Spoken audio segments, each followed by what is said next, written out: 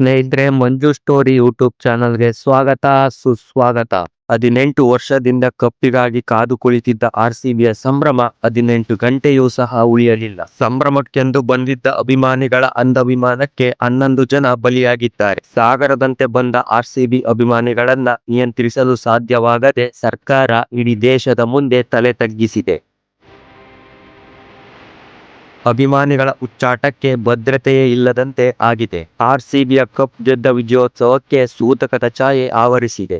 ಅಷ್ಟಕ್ಕೂ ಬೆಂಗಳೂರಿನಲ್ಲಿ ನಡೆದಿದ್ದು ಏನು? 11 ಮಂದಿ ಅಭಿಮಾನಿಗಳು ಸಾವಿಗೆ ಹೊಣೆ ಯಾರು? ಎಲ್ಲವನ್ನು ತೋರಿಸ್ತೀವಿ ನೋಡಿ. ಅಭಿಮಾನ ಇರಬೇಕು, ಅದು ಅತಿರೇಕಕ್ಕೆ ಹೋದ್ರೆ ಏನಾಗುತ್ತೆ ಅನ್ನೋದು ಆರ್ಸಿಬಿ ದುರಂತಕ್ಕೆ ಸಾಕ್ಷಿಯಾಗಿದೆ. ಇದಕ್ಕೆ ಕಾರಣ ಯಾರು ಅನ್ನೋ ಉತ್ತರ ಹುಡುಕೋದು ಕಷ್ಟ. ಆದರೆ ಕೆಲವು ಕಾರಣಗಳು ನಮ್ಮ ಕಣ್ಣು ಮುಂದೆ ಬರುತ್ತೆ.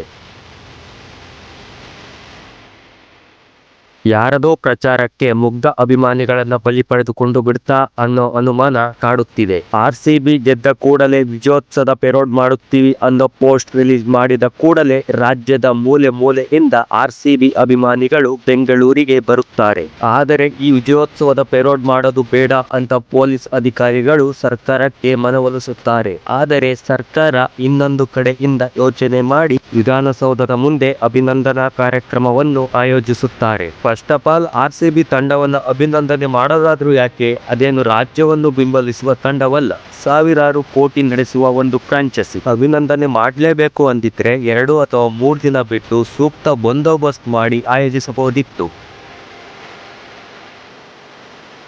ಚಿನ್ನಸ್ವಾಮಿ ಸ್ಟೇಡಿಯಂ ಅಲ್ಲಿ ಕಾರ್ಯಕ್ರಮ ಮಾಡೋ ಬದಲು ಓಪನ್ ಪೆರೋಡ್ ಮಾಡಿದ್ದರೆ ಜನ ಸ್ಪ್ಲಿಟ್ ಆಗ್ತಿದ್ರು, ಒಂದೇ ಕಡೆ ಸೇರ್ತಾ ಇರಲಿಲ್ಲ. ಆಗ ಈ ದುರಂತವೂ ಸಹ ನಡೆಯುತ್ತಿರಲಿಲ್ಲ. ಮತ್ತಷ್ಟು ವಿಷಯ ನೋಡೋದಾದ್ರೆ, ಸರ್ಕಾರ, ಆರ್ಸಿಬಿ, ಕೆಎಸ್ಸಿಎ ಬೋರ್ಡ್ ಮಧ್ಯೆ ಯಾವುದೇ ಸಮನ್ವಯ ಇರಲೇ ಇಲ್ಲ.